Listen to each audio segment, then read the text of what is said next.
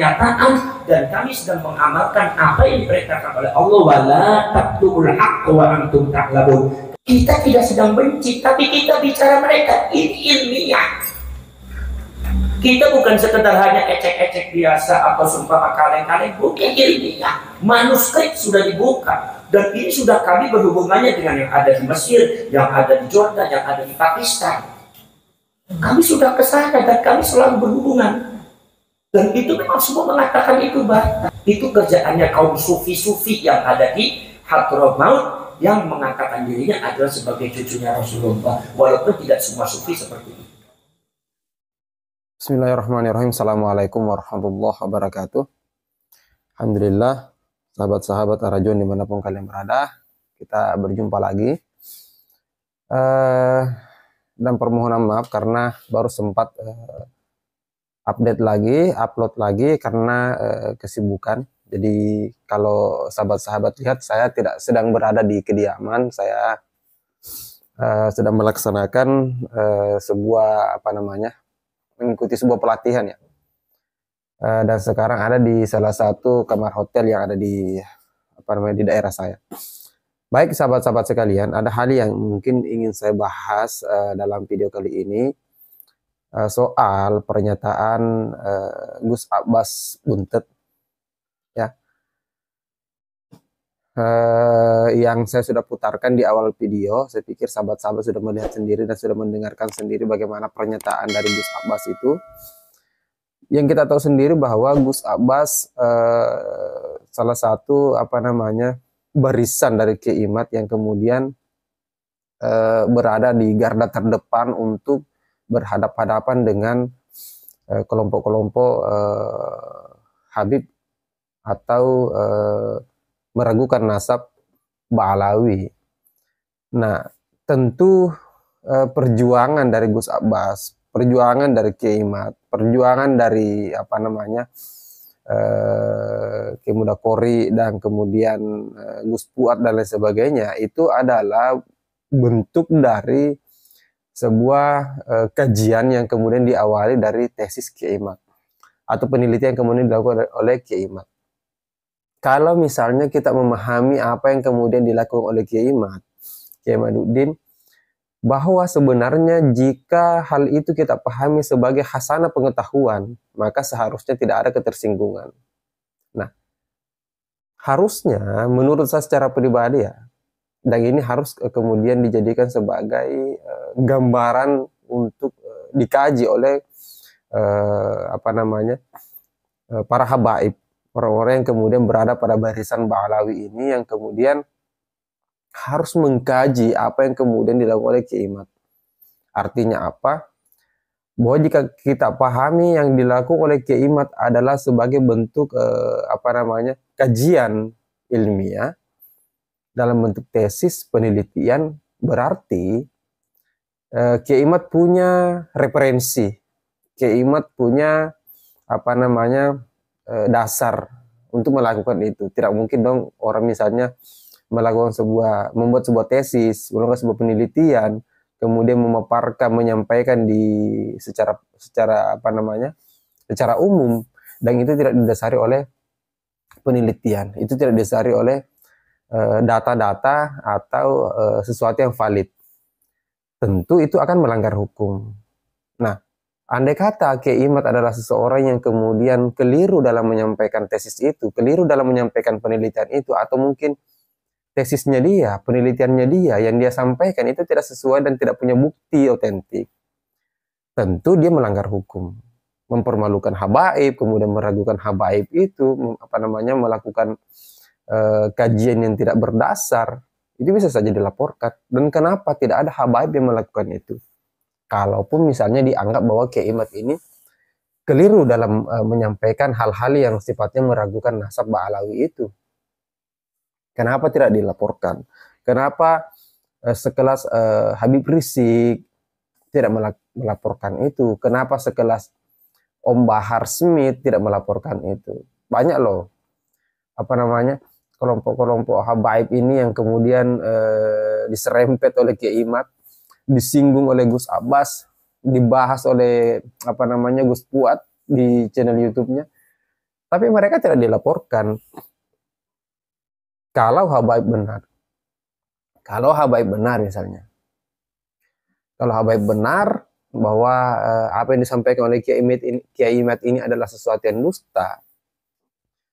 Kenapa reaksi mereka, para habaib ini hanya berkoar-koar di YouTube? Saya tidak ingin menyerempet segala semua habaib ya. Saya hanya menyebutkan beberapa orang yang kemudian sering melakukan klarifikasi, melakukan pembelaan di sosial media, di YouTube. Sekelas Bahar Smith, Rizik, siapa lagi, Hanif, Rehan, orang-orang inilah yang sibuk berkoar kemudian menyampaikan bahwa yang meragukan habaib akan kualat, tidak akan mencium baunya surga dan lain sebagainya. Kita tidak ingin sampai pada persoalan itu. Maksud saya adalah jangan sibuk mendoktrin, mendogma umat dengan kalimat-kalimat yang kemudian itu mengintimidasi. Ini kan kalimat-kalimat yang seolah-olah menekan pribumi bahwa ketika kalian tidak hormat kepada habaib, maka kalian berdosa. Dan kalau kalian berdosa, maka kalian tidak akan dicintai oleh Nabi. Karena yang kalian ragukan adalah, yang kalian tidak hormati adalah cucu Nabi. Jangan jualannya adalah itu. Inilah yang kemudian selalu menjebak pribumi, melakukan penghormatan yang terlalu berlebihan kepada orang-orang yang kemudian muncul di permukaan, menyebut bahwa dia adalah cucu Nabi. Tapi perilaku yang kemudian dilakukan itu, ya kita tahu sendirilah, di video saya sebelumnya nyinggung soal itu. Bagaimana kalimat-kalimat yang keluar dari ucapan, yang keluar dari mulutnya seorang Bahar Smith. Saya pikir tidak pantas menggunakan label sebagai seorang cucu baginda Nabi besar Muhammad SAW. Di mana Nabi ketika dia berdakwah, ketika dia menyampaikan sesuatu pesan-pesan dari Tuhan, itu selalu dengan kalimat-kalimat yang santun. Banyaklah referensi mengatakan itu, banyak hadis yang mengatakan itu, bahwa akhlaknya Nabi Muhammad ini adalah Al-Quran. Kok bisa ada garis keturunan Nabi yang modelannya seperti Bahar Smith ini? Dan itu yang kita ragukan, itu yang kemudian berusaha untuk kita counter. Nah, menurut saya secara pribadi,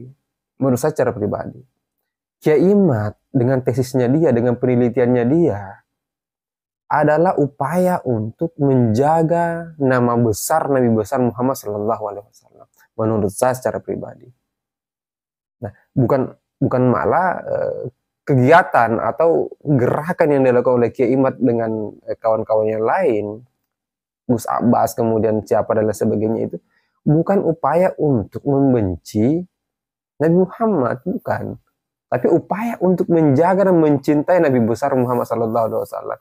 Bahwa tidak pantas ada orang-orang yang kemudian keliru secara gerakan, keliru secara pemahaman, dan kemudian perilakunya tidak sesuai dengan tuntunan Nabi, kemudian muncul mengatakan bahwa saya cucu Nabi, saya orang mulia, kau harus hormat kepada saya, kau harus memuliakan saya.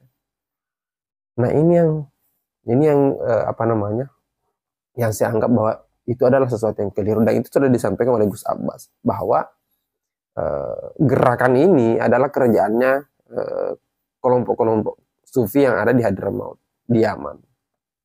Itu sudah terkonfirmasi, dan kemudian menurut keterangan dari Gus Abbas juga bahwa dia telah berkoordinasi dengan kelompok-kelompok ulama-ulama yang ada di Timur Tengah untuk mengklarifikasi hal-hal yang kemudian menjadi polemik di bangsa kita soal pertentangan nasab Ba'alawi ini.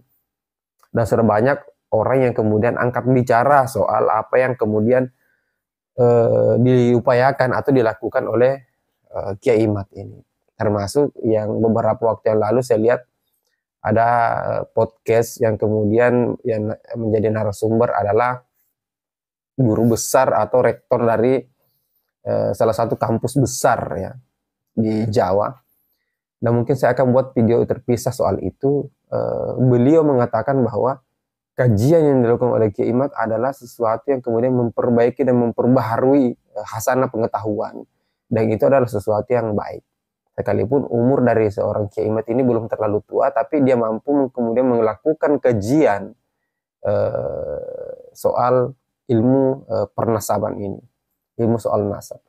Nah, mungkin itu saja sahabat-sahabat sekalian, saya tidak bisa terlalu lama. Ada kegiatan yang harus saya ikuti dulu. Silakan komentarnya dengan bijak ya sahabat-sahabat sekalian. Di video sebelumnya yang saya bahas soal pandangan Abah Lutfi terhadap Kiai Imad, itu banyak pro kontra di komentar, dan itu tidak menjadi soal.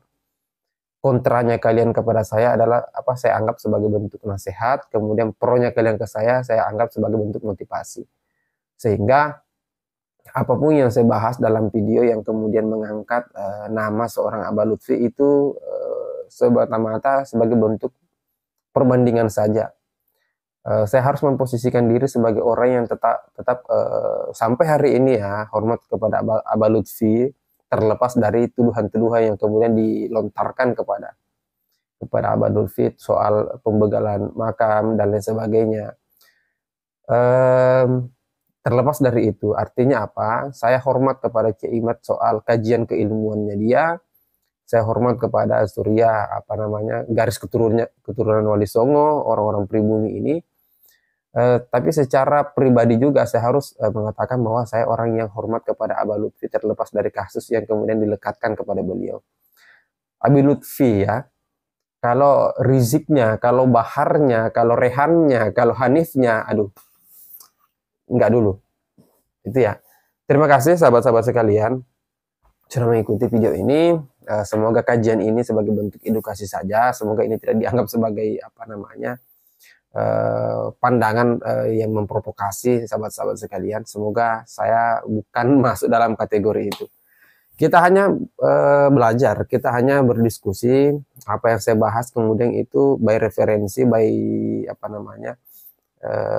ada beberapa hal yang saya kupas dari pernyataan seorang Gus Abbas, dan semoga saya tidak keliru dalam membahas itu.